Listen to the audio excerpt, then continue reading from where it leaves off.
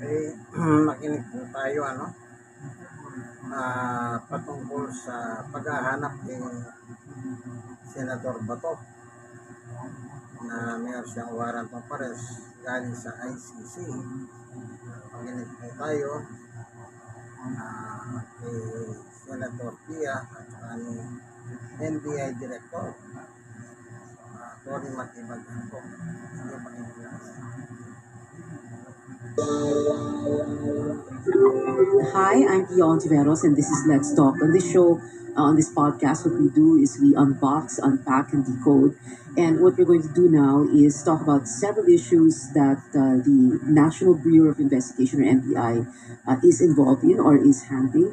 Of course, top among them, number one is the hunt for Senator Bato de la Rosa, who is in hiding because of the warrant of arrest that was issued by the International Criminal Court and other matters, of course, other issues. So joining me to talk about this and, like I said, the other issues is the Director of the National Bureau of Investigation, or the NBI, Attorney Melvin Matibag. Director Matibag, Director Melvin, thank you very much for being with us today. Salamat po, Tia. Kamusta po kayo? And I'm so glad to see you, actually. Likewise po. Okay. Well, anyways, let's begin with Bato, syempre. No? So, you have tracker teams. Teams, plural, correct? Correct. Ilang teams to, and then they're found out where and what exactly are their roles? Actually, dalawa yung teams po na dedicated to this. But other than that, we have regional offices and provincial offices that we have instruction to also to do some intelligence work to locate Senator Bato for purposes of arresting him. Okay. When you say do some intelligence work, that means na meron kayong intel, may info na dumarating sa NBI na naspatan siya dito, nakita siya dito, etc. That's right. We be tracking. Yeah. So, how many places has he been seen in? Well, You don't have to name the places, but based po dun sa naging initial actions namin, there are 5 areas na pinuntahan na po namin at we try to serve the warrant na kung ano siya, we will arrest him. Right now, we are looking at other locations na iba-iba pong lugar talaga. So lahat po ng leads na binibigay sa amin, sinusundan talaga namin siya. But that is always the challenge because some people will send out leads na will lead to some sa wala po. So sayang yung oras. ba't nila ginagawa yun? Well, meron po isang particular na incident na nagbibigay siya ng lead, although alam na namin na mali. So that we wanted to stop and to give example also the people na we don't want to get the false leads. Hinuli po namin kasi gusto niya mag-scam, nangihingi siya ng pera. Yeah. So happy nung nahuli po namin siya. Oo. Hindi lang pala yung pag-scam, one of the modus na niya yung pag-scam tungkol sa whereabouts ni Senator Bato, but he's also posting as government official or high-ranking official para mag-scam. So, nahuli po namin. So, pero that's why we are always appealing to the public na sana po, Yeah. wag naman ng Wag kayong magbigay ng false info. magbigay ng false info Oo. kasi Because sayang po yung this oras. is a waste of government. Okay.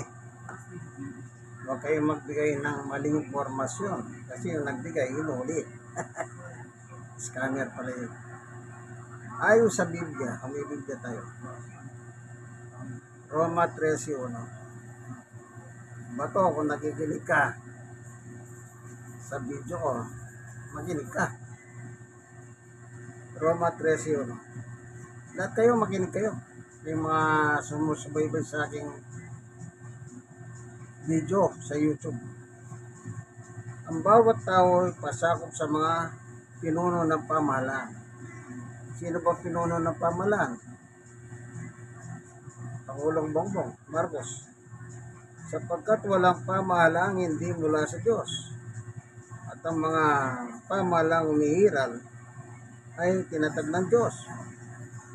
Sabihin, ang pamahalaan tinatag ng Diyos. For what? Dos. Kaya nga, ang lumalaban sa pamahalaan ay lumalaban sa mga itinalaga ng Diyos at lalapatan ng parusa ang sino mang lumalaban. 3. Ang mga pinuno ay dapat katakutan ng gumagawa ng mga masama. Ngunit walang dapat ikatakot sa kanila ang gumagawa ng mabuti. Ibig mo bang wag matakot sa namumuno? Gumawa ka ng mabuti at papupurihan ka nila. 4, sila yung mga lingkod ng Diyos, ang pamalan, kagaya ni Pangulong Bongbong, sa ikabubuti mo. Ngunit matakot ka kung gumagawa ka ng masama, sapagkat sila'y may kapangyarihan magparusa. Sila'y mga lingkod ng Diyos at magpaparusa sa mga gumagawa ng masama. 5, kaya nga dapat kayong pasakot, hindi lamang upang maiwasan ang puot ng Diyos, kundi dahil sa iyong matwid. Yan. So, ang gobyerno ang nagtatagang Diyos at ang lumalaban, gumagawa ng masama, dapat parusahan. Noong panahon ni Duterte, na mayagpag si Bato sa pagpatay. Ngayon, tapos na yung termino ni Duterte. So, si Duterte nakakulong na at co-perpetrator si Bato kasi siya PNP chief noon. Okay, dapat lang silang parusahan. Bakit?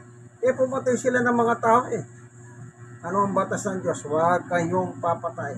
Pumatay sila. Masaya pa sila pumapatay. Kaya, ayan, pakinggan ulit natin si NBI Director Matibag, si Melvin Matibag. Link to the public na sana po, Yeah. wag naman Huwag kayong magbigay ng false wag info. magbigay ng false info kasi Because sayang po yung this is oras. a waste of government. That's what po. Taxpayers man. And the time po and the Oo. effort po kasi mahirap po naman yung trabaho ng law enforcement. Okay. Sabi niyo po, Director Melvin, na 5 areas. Okay? So, the most famous one because na nakuwera ng media ay yung nasa Angeles, That's correct. Pampanga, no, na bahay ng tiyuhin Opo. ni Karina. Senator Robin Padilla. Opo. So that's one of the... It's one of what are the others? Can you meron share po that kami with sa us? Parañaque, sa Buo. Tapos meron po sa Bulacan. Mhm. Then another one in yung sa Davao po nila na area, pinuntahan po ng PNP. Okay. And hindi ko ma-recall yun kasi CIDG po yung nagpunta. This is a joint effort po ng CIDG tsaka po ng Okay. So you NBI. just share info and then you decide, we sa share amin na to, Opo. sa inyo yan. Pero mostly joint po yung effort po namin. Okay. And ano nangyari dun sa moonwalk? Sabi yung moonwalk. Negative po yun. Wala po. Although there was initial report na there is a big possibility. Oo. So actually yung moonwalk, dalawang bahay po pala yun. Kanino bahay daw yun? One of the mista po dati ni Okay. Sino? Can you share? Hindi si Choli Cabanban. yun na po. Siya yun. Okay. Pero pinapasok naman ng NBI Opo, kasi... voluntarily naman po, we told him politely na meron warrant. So, Oo. pumayag siya. Kaya nagulat nga po kami nung nag-post na walang search warrant, walang dalang warrant. So may search warrant. Pero hindi po search warrant, Hindi. warrant of arrest. Warrant of Magkaiba arrest po yun ba ito? Yeah. Kasi yung search warrant naman po, we don't need it because warrant of arrest. We're just trying to enforce a warrant. Yung search Okay. warrant, kung meron po kaming hinahanap Okay. na bagay, halimbawa, Okay. ganun po yun. Alright. Iba po yun. So it's good that you brought that up so that it's clear, no? And I don't know if other lawyers who are going to watch or listen to this will agree or disagree with you. So you're saying na because meron na kayong hinahanap like si Senator Bato, and you have info that he is in this house, you do not need to get a search warrant to search the house. You are searching the house on the strength of the warrant of arrest. That's right. Diba? Opo. Kaya nga po sabi ko, politely, kakatok ka. Meron po kaming warrant of arrest. We have information na nakita po dito si Senator Bato. Papayag po pa kayo na mag-search kami. So, voluntary papayag po. Yeah. Kung hindi po pumayag, we cannot force. Okay. Pero gagawin niyo ba ng issue yan na parang, ayaw mo pumayag, siguro may tinatago yun. And then, therefore, what will your next? Hindi naman po automatic, but of course, it will cause a suspicion. Kung ako po naman po yung may-ari ng bahay at sinabing hahanapin ko rito yung isang wanted na tao, na just to prove na wala, at respectful naman, may mga nakasuot naman po na body-worn camera siyang mga yan. Yeah. So, marirecord naman po yung proceedings. And yung pong, hindi naman po para bubuksan mo yung mga cabinet, yung mga drawers, ganyan, or yung kung ano pang ba. Kasi, plain view lang po, search lang talaga sa tao. Parang imposible naman may nagtatago. Yung search warrant, iba na po yun eh. Pwede mong buksan yung vault, yung cabinet, kasi may nahanap ka, halimbawa, illegal na baril or illegal na or kung nagtatago sa ilalim ng kama, hindi nyo pwedeng tingnan. Pwede po naman Pwede yun, pero yung kayo. tataubo po yung kama, I think that will amount to So you have to get on your hands and look down. Pwede Kung naman. nandun nagtatago sa... Pero baka hindi naman po kasya sa ilalim ng kama. Hindi nga. Oo.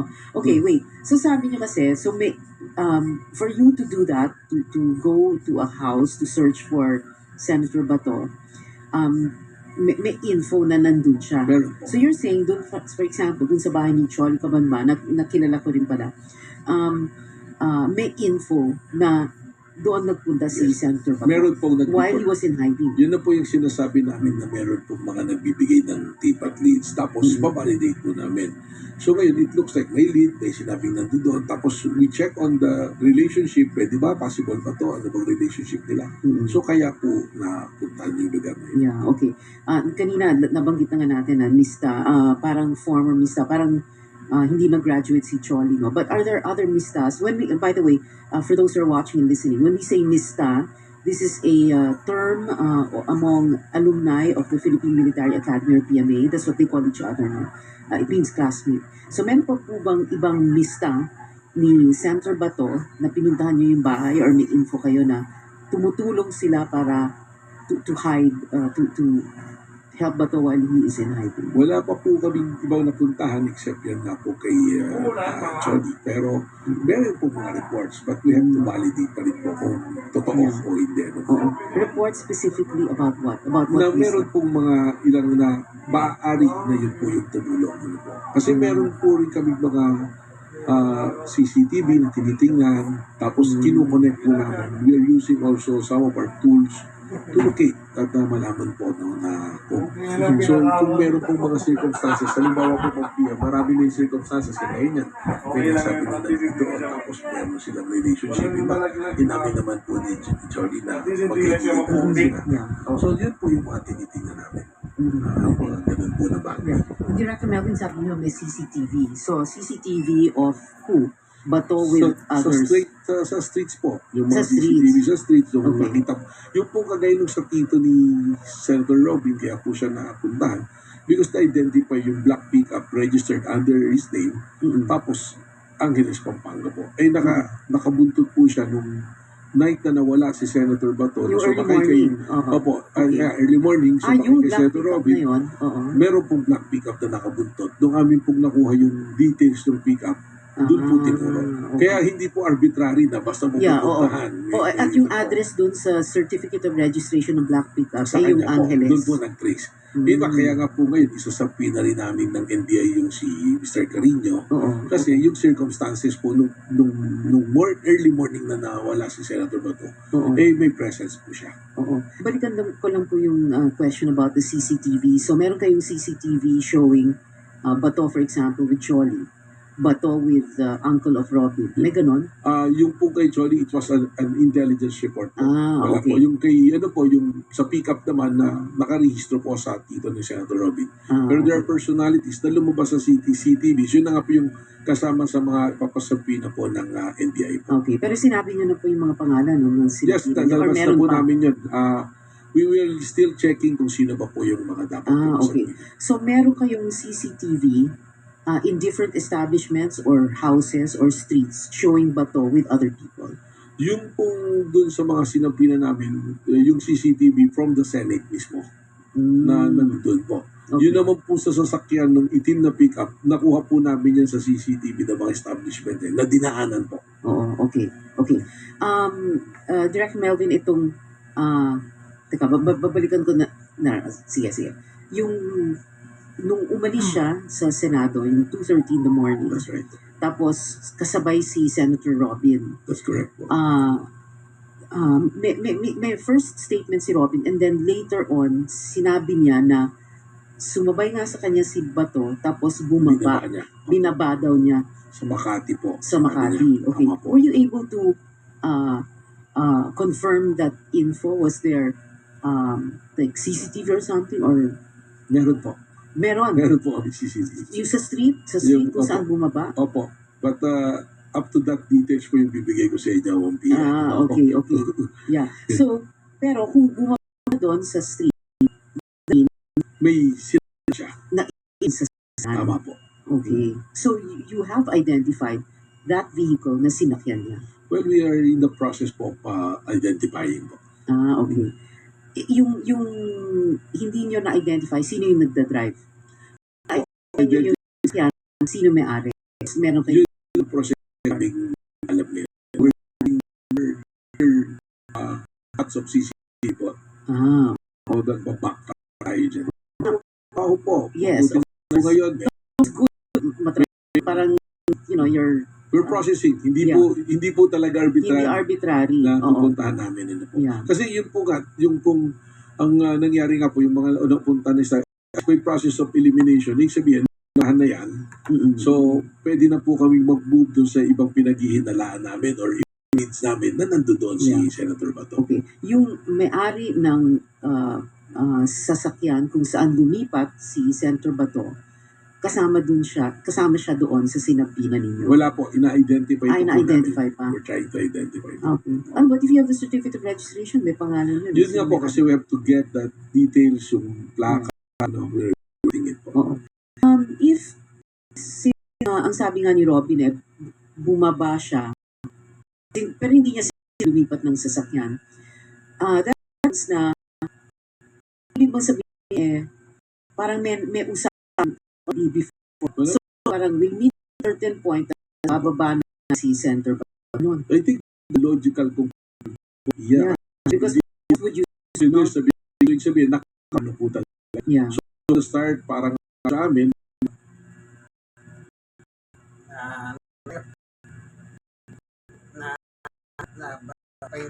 Na ang ibig bang sabihin parang may usapan already before. So parang we meet a certain point tas ibaba na ni Senator Bato. I think the logical conclusion, yeah. Kasi Because hindi why naman else introduce na bigla. So, ibig sabihin, may plano po talaga. From start, parang sa amin, sa law enforcement point of view, ang tingin namin, mula nangyayari yung pangyayari sa hanggang sa lumabas, mukhang may nagawa po na plano. Okay. Now, when lumipat si Senator Bato dun sa sasakyan, meron pa ba siyang ibang nilipatan na sasakyan? Ano po, bali, hindi po black na pickup siya nakasakay po siya dun sa puti na Fortuner ni Senator Robin. Okay. Tapos yung black pickup, parang Baka pala. naka-convoy po. Convoy. Okay. Opo. So, pagbaba niya sa Fortuner ni Robin, tapos lumipat May siya iba doon pang sa isa sasakyan. pang sasakyan. Opo.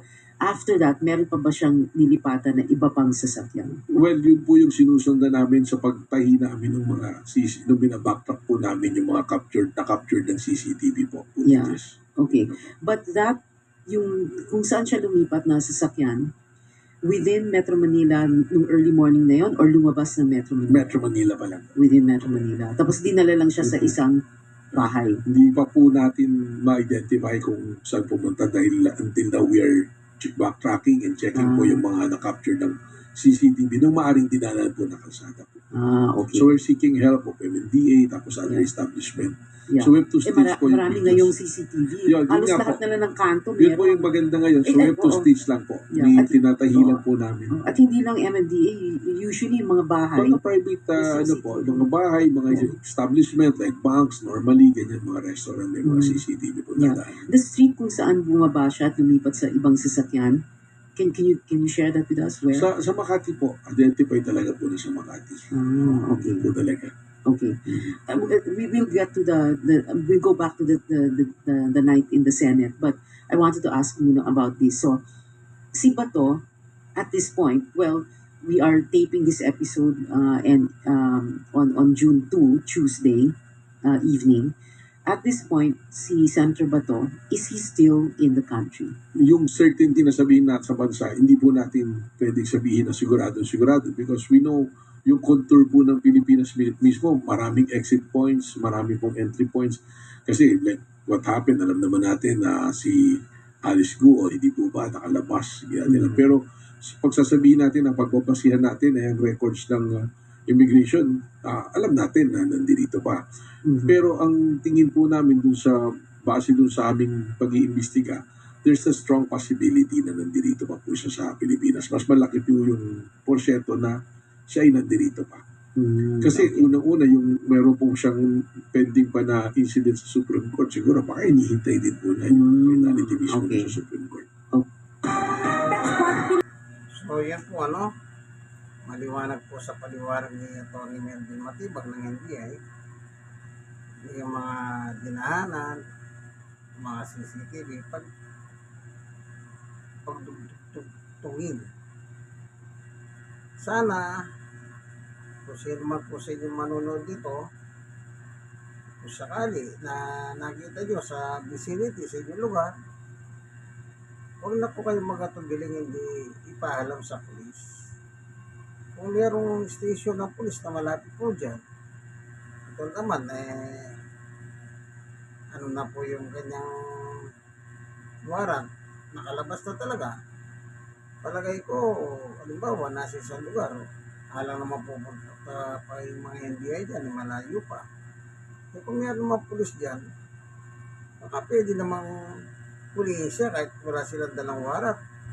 At least mayroon naman talaga siyang warrant. Kataon lang, malayo. Kung yung pinuntahan niya, hindi ko lang alam kung pwede yun. Yung para citizen arrest, palagay ko pwede. Kasi at large pwede. Sumbong nyo lang, hulihin nyo na lang, kayo na lang gusto. Gawin ninyo para sa justisya sa ating mga kababayan na pinatay ni Bato, pinatay ni Duterte, na binayaran ni Bongo, na yung hawak ng pera, hawak ng Leonardo Carpio. Ay yung Leonardo ba? Yung sinabi yung sa PCSO na tagahawak ng pera para ibayad sa mga pulis na pumapatay ng mga PGK o tokang. Isumbong nyo naman para magkaroon sila ng justisya. Kung inyong kaibigan, Jesus Brother Manny Bautista, God bless us all. Manalangin po tayo, manalangin po kayo para mahuli nyo sa Diyos na ibigay na sila sa kamay ng justisya. Itong mga walang yung nagtatago kagaya ni Bato. Sige po. Yan dito na lamang po ating video. God bless us all. Bye-bye.